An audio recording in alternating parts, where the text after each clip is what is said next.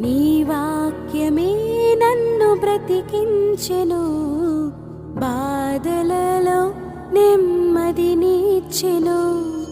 కృపాశక్తి దయాశక్తి సంపూర్ణుడా, వాక్యమై ఉన్న యేసు వందనమయ్యా.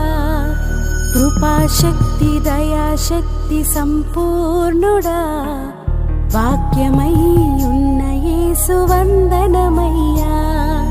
నీ వాక్యమే నన్ను బ్రతికించెను, బాధలలో నెమ్మదినిచ్చెను.